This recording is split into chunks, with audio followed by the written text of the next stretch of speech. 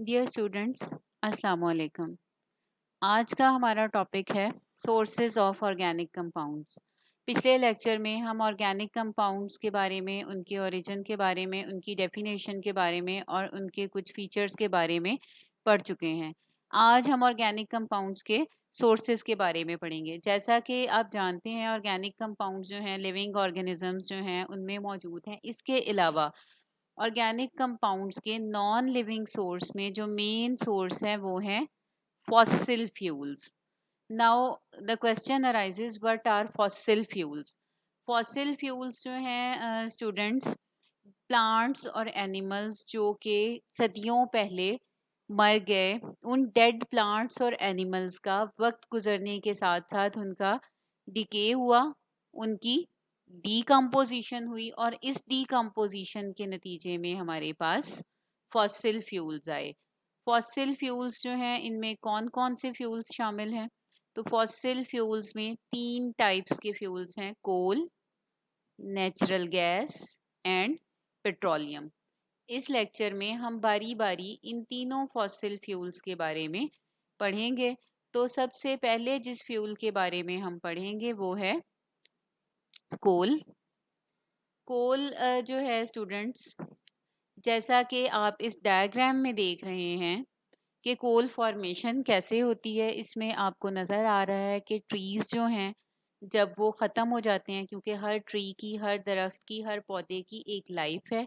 एक वक्त ऐसा आता है कि जब उसकी लाइफ ख़त्म हो जाती है और वो मर जाता है। इसी तरह सम टाइम ऐसा होता है कि किसी मौसम के असर से, आंधी से या किसी भी वजह से जो पौधे दरख्त टूट जाते हैं या उनके कुछ हिस्से जो टूट के ज़मीन पे गिर जाते हैं, तो फिर क्या होता है कि उन डेड प्लांट्स या पार्ट्स ऑफ प्लांट की वह डीकम्पोजिशन स्टार्ट हो जाती है। डीकम्पोजिशन क्यों होती है? क्योंकि बैक्टीरियाज, माइक्रो ऑर्गेनिजम्स जो हैं वो अर्थ क्रस्ट में मौजूद हैं और वो तमाम डेड ऑर्गेनिक मैटर जो है, डेड मटेरियल, चाहे वो प्लांट्स हैं चाहे वो एनिमल्स हैं, उनको डीकम्पोज करना स्टार्ट कर देते हैं। तो यहाँ आप देख रहे हैं कि ये डेड वुड जो है इसकी डीकम्पोजिशन स्टार्ट हुई है। डीकम्पोजिशन के साथ साथ इसके ऊपर एक मट्टी की तह भी आना शुरू हो जाती है, यानी ये आहिस्ता आहिस्ता ज़मीन के नीचे जाना शुरू कर देते हैं। तो प्लांट्स जो थे वो डेड होने के बाद वो मड से, मट्टी से, रॉक से कवर हुए और उनकी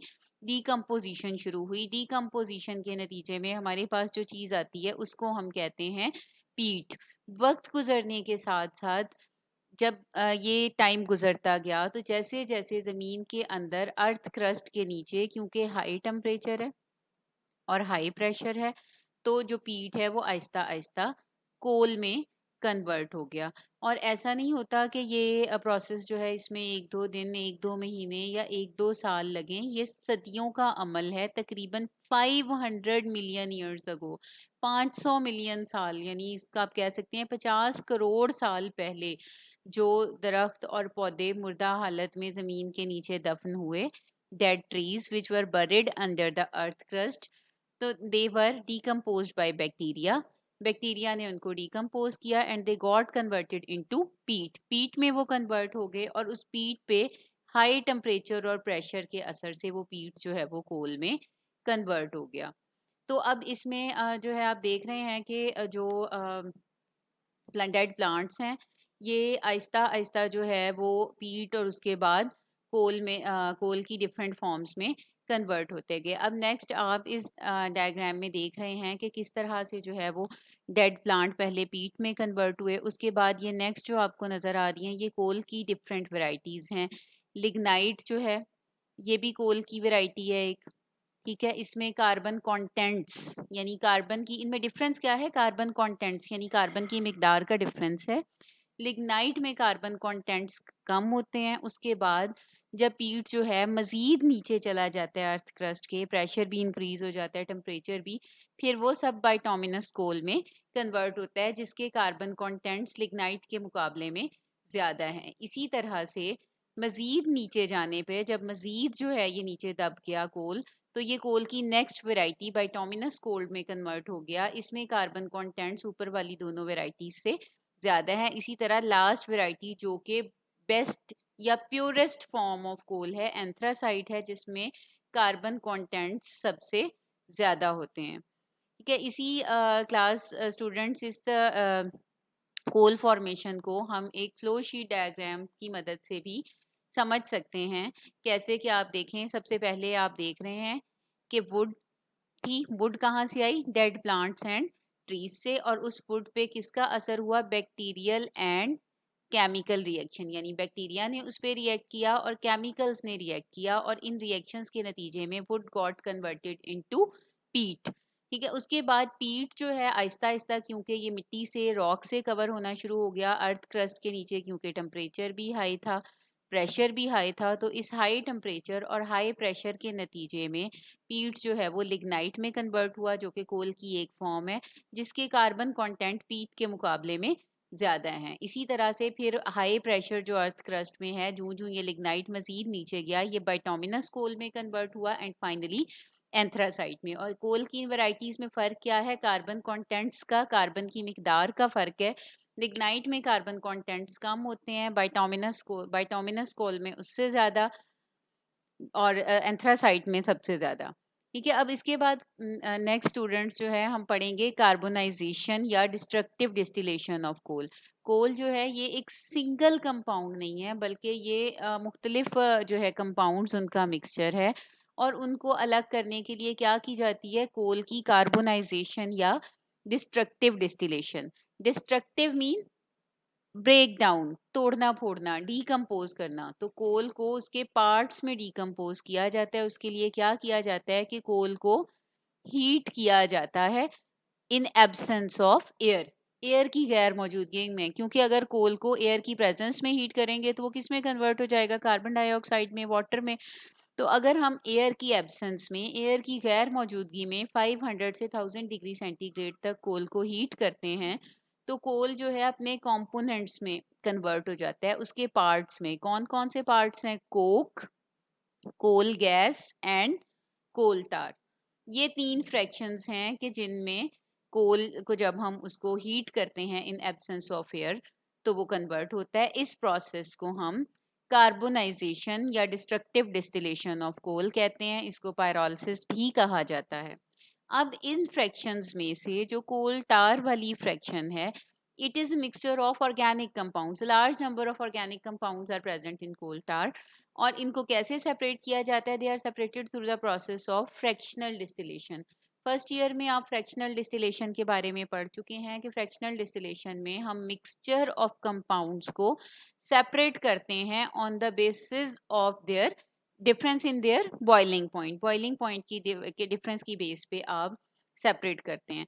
नाउ स्टूडेंट्स, पाकिस्तान में कोल के जो टोटल रिसोर्सेज हैं 184 बिलियन टन हैं, यानी 184 बिलियन टन टोटल कोल रिसोर्सेज हैं पाकिस्तान में। इस किस्म की चीज़ें एमसीक्यूज के पॉइंट ऑफ व्यू से इम्पॉर्टेंट हैं कि आपको ऑप्शंस में आ सकता है कि कितने टोटल कोल रिसोर्सेज हैं पाकिस्तान में, और ये यूज़ कहाँ किया जाता है? पाकिस्तान में मौजूद जो कोल है, मोस्टली इसका ऑलमोस्ट 80% जो है वो ब्रिक्स को बेक करने में, जो किल्न हैं, जो ईंटों वाले भट्टे हैं, उनमें यूज़ होता है। इसके अलावा कुछ क्वांटिटी, कुछ मिकदार कोल की जो है वो डोमेस्टिक पर्पसेस के लिए घरों में इस्तेमाल होती है, एज फ्यूल या हीटिंग के लिए, घरों को हीट करने के लिए इसको यूज़ किया जाता है।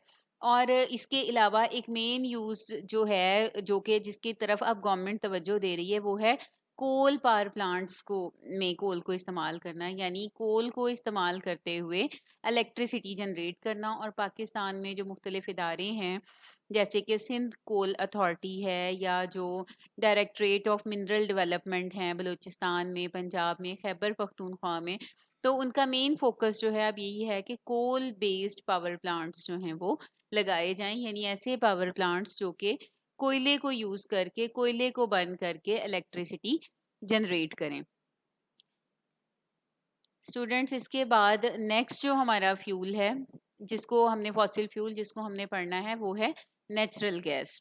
नेचुरल गैस जो है ये कैसे बनती है? ये भी फॉसिल फ्यूल की एक टाइप है। ये भी ऑर्गेनिक मैटर से बनती है, डेड ऑर्गेनिक मैटर, प्लांट्स भी आ सकते हैं उसमें, एनिमल भी आ सकते हैं। इस डेड ऑर्गेनिक मैटर की जब डीकम्पोजिशन होती है, कैसे डीकम्पोजिशन होती है? बैक्टीरिया से, हाई टेम्परेचर, हाई प्रेशर से, तो नेचुरल गैस हमारे पास आती है।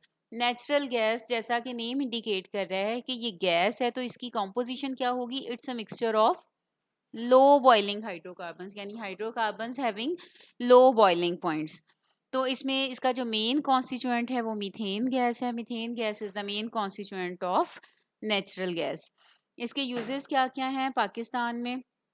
नेचुरल गैस जो है, क्योंकि पाकिस्तान और पाकिस्तान जैसे और कंट्रीज़ जहाँ पे कोल या पेट्रोलियम जो है निस्बतन कम है, इन कंट्रीज़ में मेनली नेचुरल गैस को पावर जनरेशन के लिए यूज़ किया जाता है, पावर प्लांट्स में। इसके अलावा इंडस्ट्रीज़ में से फर्टिलाइज़र इंडस्ट्री और सीमेंट इंडस्ट्री में भी नेचुरल गैस को यूज़ किया जाता है।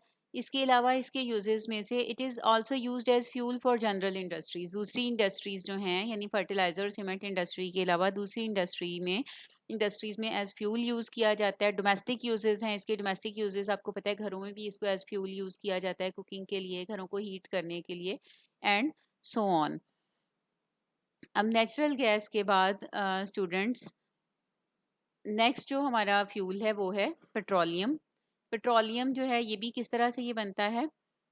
Organic matter, dead organic matter जो है, जब इसकी केमिकल एंड बायोकेमिकल डिकम्पोजिशन होती है। बायोकेमिकल डिकम्पोजिशन से मुराद है bacterial action, and chemical decomposition chemical reaction occurring due to high temperature and pressure. तो ये कन्वर्ट हो जाता है मिनरल ऑयल में, और मिनरल ऑयल को जब निकाला जाता है तो ये ब्लैक कलर के लिक्विड की शक्ल में होता है, जिसको हम कहते हैं क्रूड ऑयल। फिर उसके बाद इस मिनरल ऑयल को या क्रूड ऑयल को, जो कि ब्लैक कलर का लिक्विड होता है, इसको रिफाइन किया जाता है, इसको साफ़ किया जाता है, जिससे हमारे पास डिफरेंट पेट्रोलियम फ्रैक्शंस आती हैं। अब ये रिफाइनिंग जो है क्रूड ऑयल की जहाँ पे की जाती है, उनको हम कहते हैं ऑयल रिफाइनरीज। पाकिस्तान में टोटल 4 ऑयल रिफाइनरीज हैं, जिनमें एक अटक ऑयल रिफाइनरी है जो कि मोरगा रावलपिंडी के नज़दीक है, और इसकी टोटल जो कैपेसिटी है वो है 1.25 मिलियन टन्स, यानी ये इतना जो है वो ऑयल रिफाइन कर सकता है। इसी तरह से सेकंड पाक अरेब रिफाइनरी है जो कि महमूद कोट मुल्तान में है। 2 ऑयल रिफाइनरीज कराची में है। 2.13 मिलियन टन्स इनकी ऑयल रिफाइनिंग कैपेसिटी है। तो स्टूडेंट्स, जो मिनरल ऑयल है उसको जब हम रिफ़ाइन कर लेते हैं, पहले वो ब्लैक कलर का लिक्विड होता है। जब हम उसको रिफ़ाइन कर लेते हैं तो उसके बाद फिर वो कन्वर्ट हो जाता है पेट्रोलियम में, और पेट्रोलियम की हमारे पास डिफरेंट फ्रैक्शंस आती हैं। अब पेट्रोलियम की डिफरेंट फ्रैक्शंस जो हैं यहाँ पे इस टेबल में आप देख सकते हैं, पेट्रोलियम की डिफरेंट फ्रैक्शंस कौन कौन सी हैं, और इनमें क्या डिफरेंस है। बॉइलिंग पॉइंट की बेस पे इनको सेपरेट किया गया है। पहली फ्रैक्शन जो है वो नेचुरल गैस है, having boiling point less than 20 degree centigrade. इसकी कॉम्पोजिशन जो है 1 कार्बन से 4 कार्बन तक वाले कंपाउंड्स इसमें मौजूद हैं। और ये यूज़ कैसे की जाती है, क्या यूज़ है? फ्यूल के तौर पे और पेट्रोकेमिकल्स के तौर पे, यानी मोटर व्हीकल्स के लिए एज फ्यूल इसको यूज़ किया जाता है। Second fraction is petroleum ether, having boiling point 22 between 20 to 60 degree centigrade. और इसमें जो कॉम्पोजिशन है 5 कार्बन से लेकर 6 कार्बन तक कंपाउंड्स जो हैं इसमें मौजूद होते हैं, और इसको हम यूज़ क्या इसका यूज़ है? एज सॉल्वेंट इसको हम यूज़ करते हैं। थर्ड फ्रैक्शन इज़ लेगोरिन और naphtha, having boiling point 60 to 100 degree centigrade. Carbon 6 से कार्बन 7 तक वाले कंपाउंड्स इसमें मौजूद हैं। इसको भी सॉल्वेंट के तौर पे यूज़ किया जाता है, and it is also used as raw material for preparation of other compounds. Next जो हमारी फ्रैक्शन है, जो कि बहुत इंपॉर्टेंट भी है, गैसोलीन। गैसोलीन जिसको हम पेट्रोल भी कहते हैं, 40 टू 220 डिग्री सेंटीग्रेड इसका बॉइलिंग पॉइंट है, और कार्बन 4 से लेकर कार्बन 8 तक के कंपाउंड्स, कार्बन 13 तक है, कार्बन 4 से कार्बन 13 तक इसकी कॉम्पोजिशन है, और मोस्टली जो इसके मेन कॉन्स्टिट्यूएंट है वो 6 से 8 कार्बन तक वाले कंपाउंड्स होते हैं। और इसके यूजेस क्या क्या हैं? It is used as mainly motor fuel. Petrol जो आपको पता है गाड़ियों में फ्यूल के तौर पे इस्तेमाल किया जाता है। Next fraction is kerosene, having boiling point 175 to 325 degree centigrade. और इसकी जो कॉम्पोजिशन है, कार्बन 8 से कार्बन 14 तक के कंपाउंड इसमें मौजूद हैं, और ये हीटिंग फ्यूल के तौर पे इस्तेमाल किया जाता है, जिसको हम उर्फ़ आम में मिट्टी का तेल कहते हैं। Next is gas oil, boiling point is greater than 275, carbon 12 carbon से लेकर 18 कार्बन तक के कंपाउंड्स इसमें मौजूद होते हैं, और ये डीजल के तौर पे इस्तेमाल और हीटिंग फ्यूल के तौर पे इसको इस्तेमाल किया जाता है। Next fraction is lubricating oil and greases, ये विस्कस लिक्विड्स हैं, थिक लिक्विड्स हैं। बॉइलिंग पॉइंट इनके बहुत ज़्यादा हाई हैं और इसमें 18 कार्बन और उससे ज़्यादा 18 कार्बन से ज़्यादा वाले कंपाउंड्स जो हैं इसमें शामिल हैं और लुब्रिकेशन के लिए इसको यूज़ किया जाता है। लुब्रिकेशन जो है हम ऐसे सब्सटेंस को लुब्रिकेंट कहते हैं कि जो कि डिफरेंट सर्फेसिस के दरमियान अप्लाई किए जाते हैं मेटालिक सर्फेसिस के दौरान टू रिड्यूस फ्रिक्शन। फ्रिक्शन को कम करने के लिए जो हम यूज़ करते हैं। नेक्स्ट फ्रैक्शन है हमारी पैराफिन। पैराफिन का क्योंकि ये ऑलमोस्ट सॉलिड फॉर्म में आ जाती है, जूं आप देख रहे हैं कि कार्बन की तादाद बढ़ती जाती है, बॉइलिंग पॉइंट बढ़ता जाता है। इसका मेल्टिंग पॉइंट 50 से 60 डिग्री सेंटीग्रेड है। कार्बन 23 से 29 कार्बन तक के कंपाउंड्स जो हैं वो इसमें मौजूद हैं और वैक्स प्रोडक्ट्स जो हैं इससे बनती हैं। लास्ट फ्रैक्शन हमारी एस्फॉल्ट है, इसको हम पेट्रोलियम कोक भी कहते हैं, ये भी सॉलिड है। और ये रेजिड्यू यानी बची हुई चीज़ें, जब हम फ्रैक्शनल डिस्टिलेशन करते हैं तो जो बची हुई चीज़ है वो उसमें ये शामिल है। और इसके यूजेस क्या क्या हैं, इसको हम रूफिंग के लिए यूज़ करते हैं, छतों के ऊपर, पेविंग के लिए, सड़कों के ऊपर जो बिछाई जाती हैं, और इसी तरह से फ्यूल में इसको एज रिड्यूसिंग एजेंट यूज़ करते हैं। ये थी हमारी पेट्रोलियम की, जब हम फ्रैक्शनल डिस्टिलेशन करते हैं तो जो डिफरेंट फ्रैक्शंस आती हैं जो कि डिफरेंट ऑर्गेनिक कंपाउंड्स। तो स्टूडेंट्स ये डिफरेंट पेट्रोलियम में मौजूद ऑर्गेनिक कंपाउंड्स हैं।